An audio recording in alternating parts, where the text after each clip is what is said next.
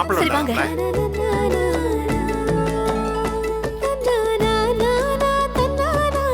எப்படிண்ணே? 200 ரூபா தம்பி. இதானே வரேன் தம்பி. சரிண்ணே. இவன் என்ன இம்புட்டு பெரிய மீனை கொண்டு வரையா? அப்பதா நீ எப்ப வந்த? நான் இப்பதே வந்தேன். அது இருக்கட்டும், நீ என்னடா கையில இம்புட்டு பெரிய மீனை புடிச்சிட்டு வந்திருக்க?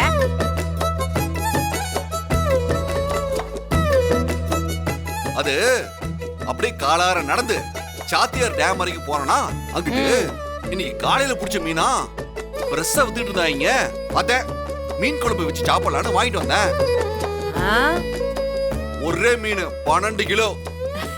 அதுக்கு என்ன தம்பி, நீங்க சாப்பிடணும்னு ஆசைப்பட்டீங்கன்னா வாய்க்கு ருசியா சமைச்சிட்டா போச்சு, கொடுங்க.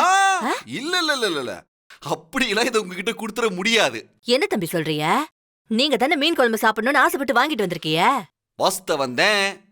ஆனா நீங்க எல்லாரும் ஓரமா உட்காந்து வேடிக்கை மட்டும் பாருங்க. ஏன்னா இன்னைக்கு மதிய சமையல் ஐயாவோடது. ஆ? பாத்தி, நீங்க சமைக்கிறீங்களா?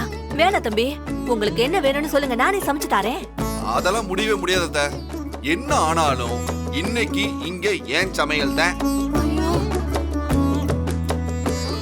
வேணா தமிழ் என் கூட ஒத்தாசிக்கு இருக்கட்டும். மத்தபடி இன்னைக்கு யாரும் எந்த வேலையும் செய்யக்கூடாது.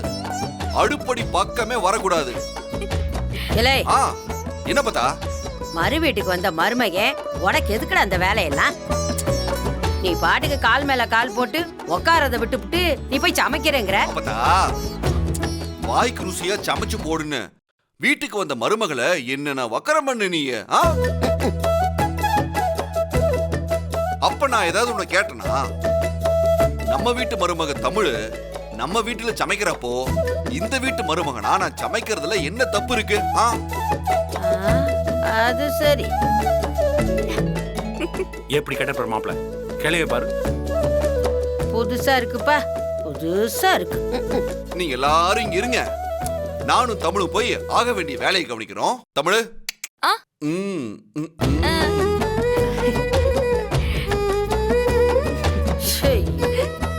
மனசு சரியில்லைன்னு வெளியில போனவரே இப்படி திரும்ப வரும்போது சந்தோஷமா வந்திருக்காரு.